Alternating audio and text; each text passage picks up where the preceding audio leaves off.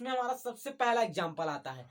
अब देखिए जो कांच में पड़ी दरार का चमकना है, कांच में जब भी कोई दरार पड़ जाती है तो क्या होता है, वो चमकने लगता है ना। जिस स्थान में कांच में दरार पड़ जाती है शीशे में, वो क्या होता है, उतना स्थान चमकने लगता है। इससे देखिए अगर हम इसको देखें, अगर मान लो देखिए ये हमारा कांच है, ये हमारा कोई कांच है, अगर इसमें मान लो ये इतनी दरार पड़ गई है ना, ये हमारा कोई कांच है और ये कांच क्या है, वो चटक गया है, इसमें एक दरार पड़ गई है।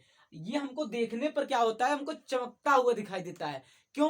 क्योंकि पूर्ण आंतरिक परावर्तन होता है इसमें, इसी के कारण हमको क्या होता है, ये चमकता हुआ दिखाई देता है। लेकिन जहां ये चटकता है वहां देखिए, अगर यहाँ चटका है ये कांच, तो यहां पर क्या होता है, वायु की एक पतली परत पड़ जाती है। वायु की एक पतली परत पड़ जाती है जब सूर्य का टेढ़ा प्रकाश, ठीक है ना, जब देखिए 90 डिग्री पर इस पे पड़े ना, पड़ेगा नहीं ना, तो जब सूर्य का टेढ़ा प्रकाश या किसी सूर्य का नहीं कोई भी प्रकाश, जब टेढ़ा प्रकाश इस पर पड़ता है तो क्या होता है, जब टेढ़ा प्रकाश इस पर पड़ता है तो इस कांच और वायु, देखिए यहाँ पर एक वायु की पतली परत बन जाती है। तो इस कांच और वायु की जो पृष्ठ सीमा होती है, बॉर्डर होता है, उसी से टकरा कर क्या होती है, जैसे मान लो अगर ये सूर्य का प्रकाश पड़ा, एक प्रकाश पड़ा, इस कांच और वायु की पृष्ठ सीमा से जो प्रकाश है वो टकरा कर हमारी आंखों पर चला आता है, ठीक ना, वो टकरा कर क्या होता है, हमारी आंखों पर चला आता है ना। मतलब सूर्य का प्रकाश इस वायु में नहीं जाता है, सूर्य का प्रकाश क्या होता है, इस वायु के अंदर नहीं जाता है, बल्कि वायु और कांच के बॉर्डर से टकरा कर हमारी आंखों पर पड़ता है, जिसके कारण हमको क्या होता है, ये चमकता हुआ दिखाई देता है, ठीक ना। अब आप पूछें क्यों इसके अंदर नहीं जाता, तो अगर इसके अंदर चला जाएगा तो पूर्ण आंतरिक परावर्तन कहाँ होगा। देखिए पूर्ण आंतरिक परावर्तन तो यही होता है ना, अगर देखिए अगर प्रकाश आया, अगर इस ये सघन माध्यम है। हेलो दोस्तों, स्वागत है आपका अपने प्यारा सा YouTube channel physics power. My name is Sachin. तो आज हम शुरू करते हैं रे ऑप्टिक्स का लेक्चर नंबर 10। तो इसमें हम पढ़ते हैं क्रांतिक कोण तथा पूर्ण आंतरिक परावर्तन क्या होता है। तो आइए समझते हैं क्रांतिक कोण तथा पूर्ण आंतरिक परावर्तन होता क्या है। देखिए सबसे पहले हम बात करेंगे क्रांतिक कोण की।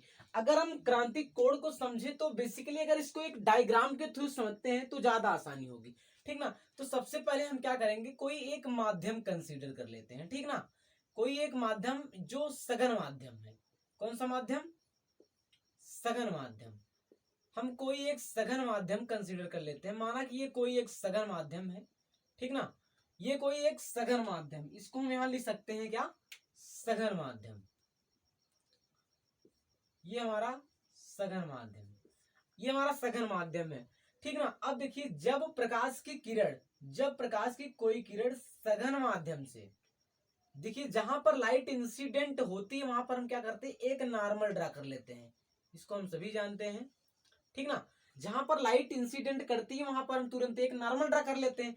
जब प्रकाश की किरण सघन माध्यम से विरल माध्यम में प्रवेश करती है, ठीक ना, जब ये देखिए ये हमारा क्या हो गया, ये विरल माध्यम, माना कि ये वायु है, अब इसको हम क्या मान लेते हैं, ये कांच है, ठीक ना, ये वायु ये कांच, ठीक। ये सघन माध्यम हमारा हो गया, ये हमारा हो गया विरल माध्यम, विरल माध्यम।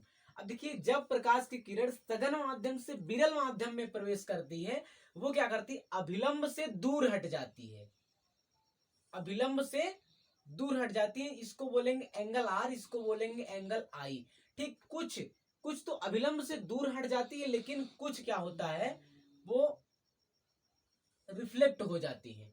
जब प्रकाश की किरण सघन माध्यम से विरल माध्यम में जाती है, क्या कुछ भाग रिफ्लेक्ट हो जाता है, मतलब परावर्तित हो जाता है, तथा कुछ भाग अपवर्तित हो जाता है, ठीक ना। इसको यहां से ये थोड़ा अभिलंब से दूर हट जाएगी, अभिलंब से थोड़ा क्या हो जाएगी, दूर हट जाए, इसको हम बोल देंगे आर। इसको बोलते हैं अपवर्तन कोण, अपवर्तन कोण, ठीक ना। और इसको क्या बोलते हैं, इसको बोलते हैं आपतन कोण, आपतन कोण, ठीक। देखिए अगर हम इसको O मान लेते हैं, इसको A मान लेते हैं, इसको मान लेते हैं B, इसको मान लेते हैं C।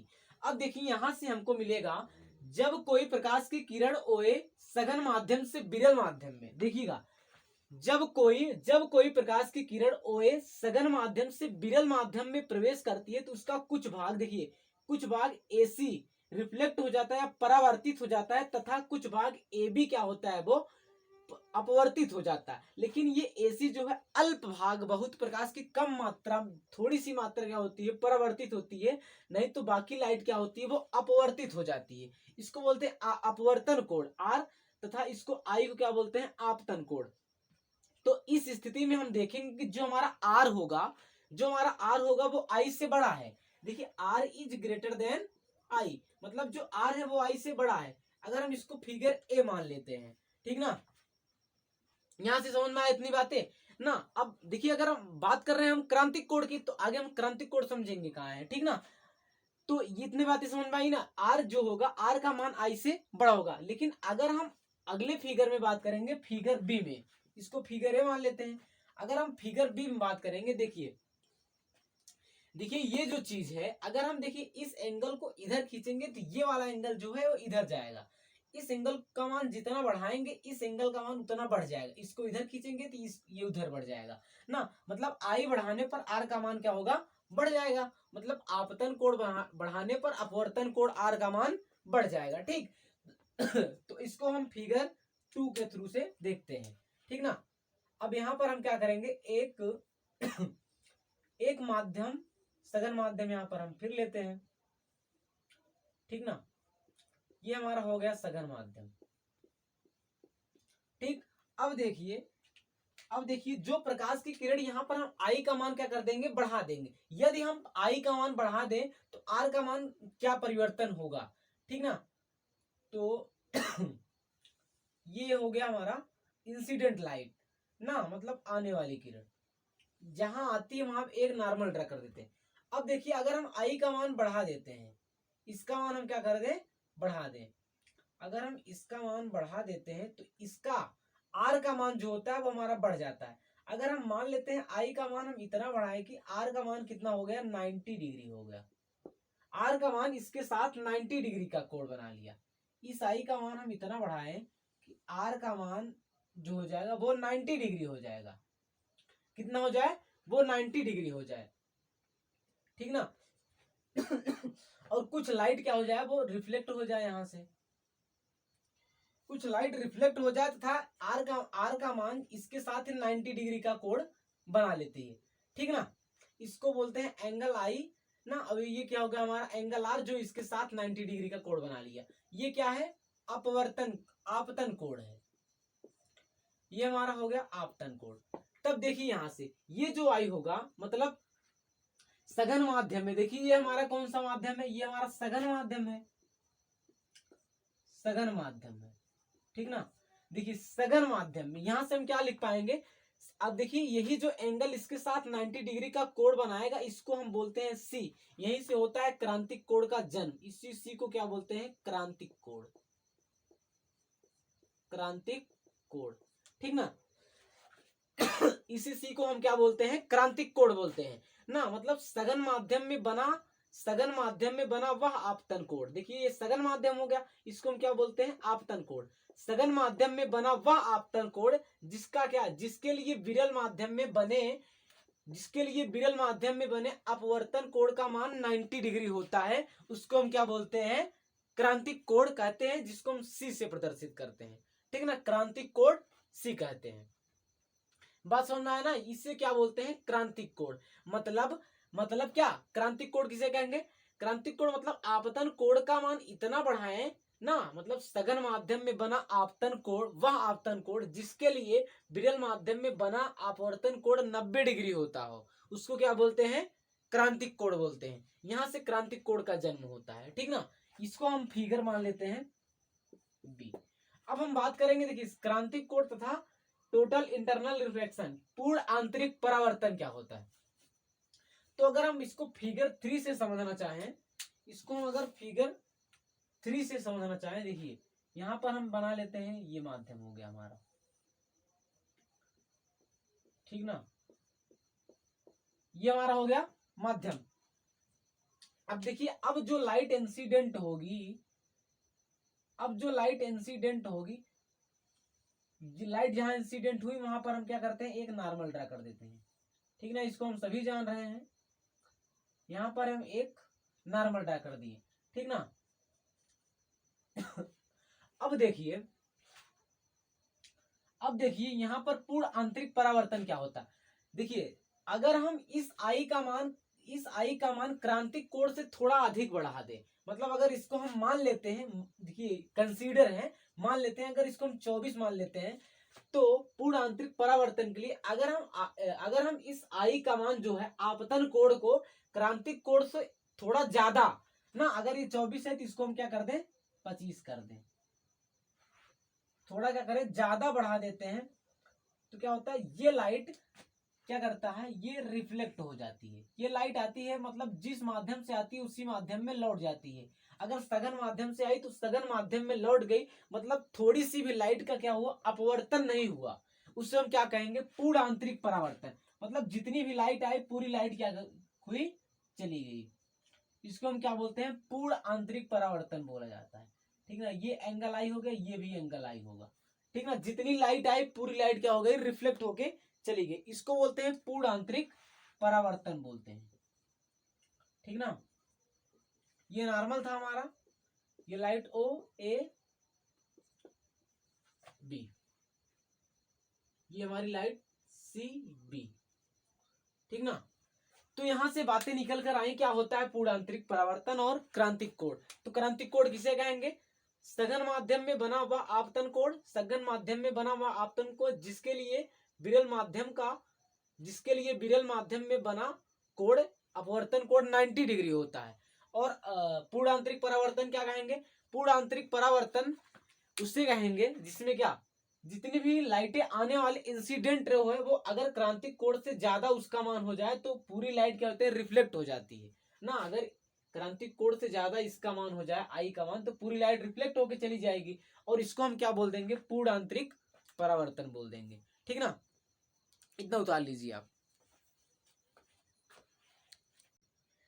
देखिए देखिए किसी पृष्ठ के जिस भाग से पूर्ण आंतरिक परावर्तन होता है, देखिए किसी पृष्ठ के जिस भाग से पूर्ण आंतरिक परावर्तन होता है वह भाग क्या होता है, चमकना लगता है। ठीक ना, इसलिए पूर्ण आंतरिक परावर्तन होने के लिए कितने, कम से कम 2 शर्तें होती हैं ना। पहली शर्त ये है कि जब प्रकाश किससे, सघन माध्यम से विरल माध्यम में, जब प्रकाश सघन माध्यम से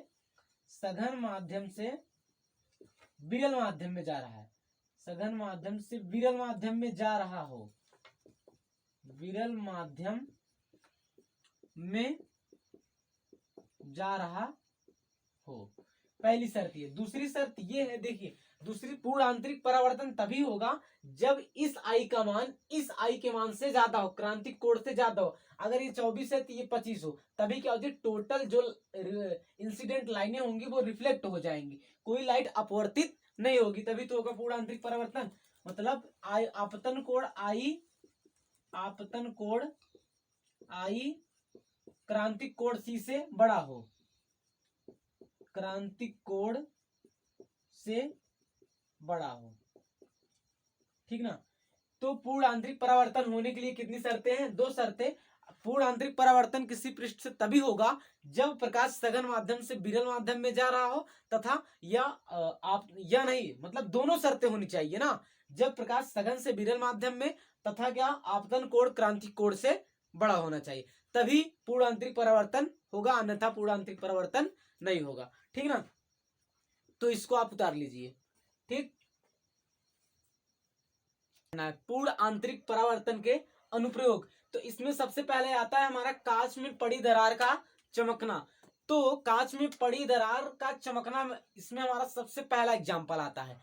अब देखिए जो कांच में पड़ी दरार का चमकना है, कांच में जब भी कोई दरार पड़ जाती है तो क्या होता है, वो चमकने लगता है ना। जिस स्थान में कांच में दरार पड़ जाती है शीशे में, वो क्या होता है, उतना स्थान चमकने लगता है। इससे देखिए अगर हम इसको देखें, अगर मान लो देखिए ये हमारा कांच है, ये हमारा कोई कांच है, अगर इसमें मान लो ये इतनी दरार पड़ गई है ना, ये हमारा कोई कांच है और ये कांच क्या है, वो चटक गया है, इसमें एक दरार पड़ गई है। ये हमको देखने पर क्या होता है, हमको चमकता हुआ दिखाई देता है।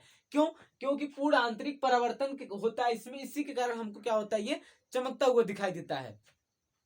लेकिन जहां ये चटकता है वहां देखिए, अगर यहाँ चटका है ये कांच, तो यहाँ पर क्या होता है, वायु की एक पतली परत पड़ जाती है। वायु की एक पतली परत पड़ जाती है जब सूर्य का टेढ़ा प्रकाश, ठीक है ना, जब देखिए 90 डिग्री पर इस पे पड़े ना, पड़ेगा नहीं ना, तो जब सूर्य का टेढ़ा प्रकाश या किसी सूर्य का नहीं कोई भी प्रकाश, जब टेढ़ा प्रकाश इस पर पड़ता है तो क्या होता है, जब टेढ़ा प्रकाश इस पर पड़ता है तो इस कांच और वायु, देखिए यहाँ पर एक वायु की पतली परत बन जाती है, तो इस कांच और वायु की जो पृष्ठ सीमा होती है, बॉर्डर होता है, उसी से टकरा कर क्या होती है, जैसे मान लो अगर ये सूर्य का प्रकाश पड़ा, ये प्रकाश पड़ा, इस कांच और वायु की पृष्ठ सीमा से जो प्रकाश है वो टकरा कर हमारी आंखों पर चला आता है, ठीक ना, वो टकरा कर क्या होता है, हमारी आंखों पर चला आता है ना। मतलब सूर्य का प्रकाश इस वायु में नहीं जाता है, सूर्य का प्रकाश क्या होता है, इस वायु के अंदर नहीं जाता है, बल्कि वायु और कांच के बॉर्डर से टकरा कर हमारी आंखों पर पड़ता है,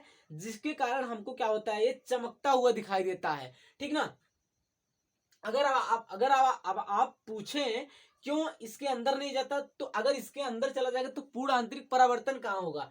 देखिए पूर्ण आंतरिक परावर्तन तो यही होता है ना, अगर देखिए अगर प्रकाश आया, अगर इस ये सघन माध्यम है, प्रकाश अगर सघन माध्यम से आया तो सघन माध्यम में ही प्रकाश का पूरा भाग लौट जाता है, बल्कि कोई भाग प्रकाश का क्या विरल माध्यम में ना आए तो क्या होता है, वही होता है पूर्ण आंतरिक परावर्तन।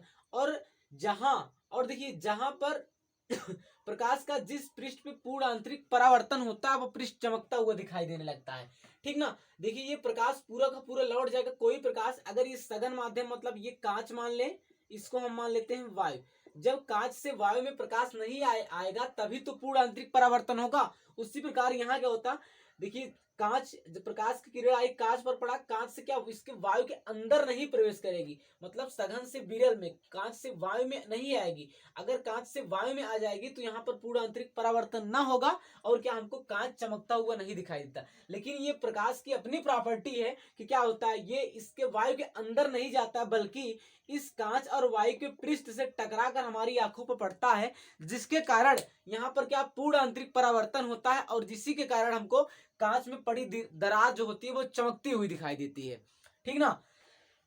देखिए अगर अब बात करते हैं तो कांच तथा वायु में जो बुलबुले बनते हैं ना, कांच तथा पानी में जो वायु के बुलबुले बनते हैं वो हमको क्या होते हैं, चमकते हुए दिखाई देते हैं। वो किसके कारण होता है, वो पूर्ण आंतरिक परावर्तन के कारण हमको चमकते हुए दिखाई देते हैं, ठीक ना, क्योंकि उसमें पूरा का पूरा प्रकाश जिस माध्यम से आता है, सघन माध्यम से आता है, सघन माध्यम में ही लौट जाता है, ठीक ना। इसी के कारण जो पानी में हमको बुलबुले दिखाई देते हैं वो हमको क्या होते हैं, चमकते हुए दिखाई देती हैं, ठीक ना।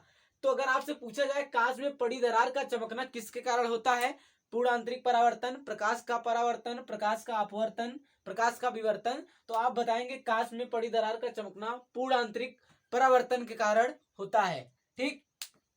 चलिए अब हमारे पास है दूसरा एग्जाम्पल है, वो आता है हीरे का चमकना। हमारे पास दूसरा एग्जाम्पल आता है हीरे का चमकना।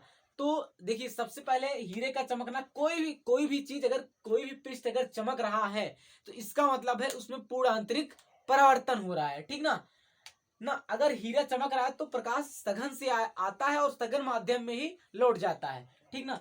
तो देखिए अगर हीरे से जो प्रकाश आएगा, मतलब पहले ये हीरा है, अगर हम मान लेते इस हीरे के अंदर से जो प्रकाश हमारी आंख पर पड़ेगा ना, जो इस हीरे के अंदर से जो हमारी आंख पर प्रकाश पड़ता है, इसके लिए क्रांतिक कोण का मान बहुत कम, क्रांतिक कोण अभी हमने पीछे देखा है ना, तो क्रांतिक कोण का मान बहुत कम, लगभग 24 डिग्री से भी कम होता है, लगभग 24 डिग्री होता है, ठीक ना। क्रांतिक कोण का मान 24 डिग्री होता है। क्रांतिक कोण का मान देखिए, मतलब ये आने वाली किरण है, ये आने वाली किरण है, और ये क्या पूरी की पूरी किरण लौट जाती, तो ये जो अगर इसके साथ हम यहाँ एक नॉर्मल बनाए तो ये जो एंगल आई है ये क्या होता है, ये 24 डिग्री होता है ना। मतलब 24 डिग्री पर जो हीरे से हमारी आंख पर जो प्रकाश पड़ता है वो 24 डिग्री पर पड़ता है, ठीक ना। ठीक, तो अगर हम मान लेते हैं यहाँ पर ये कोई हीरा है, अगर हम यहाँ पर मान लेते हैं ये कोई हमारा हीरा है, अगर इसके कोई कटे हुए भाग से, अगर इसके कोई कटे हुए से भाग से प्रकाश ऐसे प्रवेश कर जाए ना।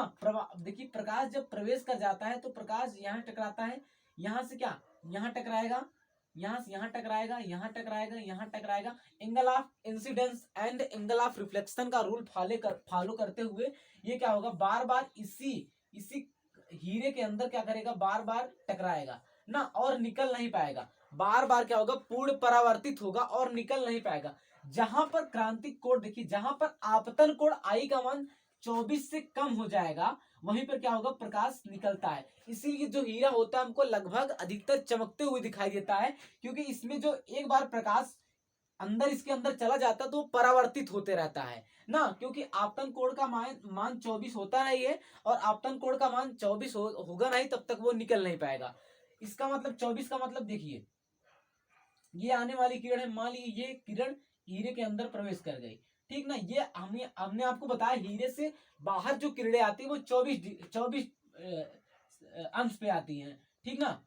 तो ये आई, ये चली गई, ठीक ना। ये 24 पे आई, क्या हो, ऐसे पूर्ण आंतरिक परावर्तन हो गया। लेकिन अगर इसका एंगल 24 से कम हो जाएगा, अगर यहाँ पर 23 हो जाएगा, अगर यहाँ पर देखिए, अगर यहाँ 23 हो जाएगा, तो ये जो रिफ्लेक्शन होगा, ये रिफ्लेक्शन थोड़ा ऐसे होगा, ठीक ना। तो अगर मतलब अगर देखिए पूर्ण आंतरिक परावर्तन होता क्या है, क्रांतिक कोण के मान से थोड़ा अधिक ना, क्रांतिक कोण के मान से थोड़ा अधिक जब इस आपतन कोण का मान होगा तभी पूर्ण आंतरिक परावर्तन होता है।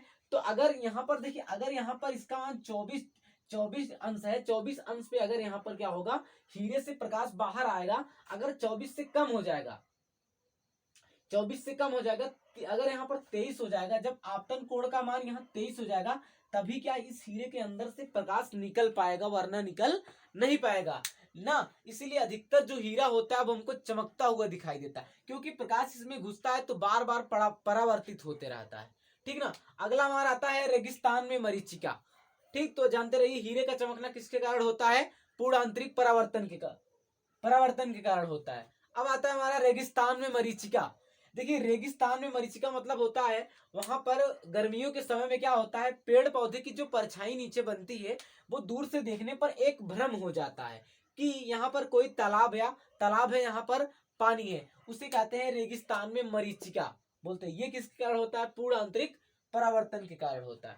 फिर ठंडे देशों में मरीचिका है, मछली द्वारा प्रेषित विष, जल में परख नली का चमकना जो होता है वो भी क्या होता है, पूर्ण आंतरिक परावर्तन के कारण ही होता है, ठीक।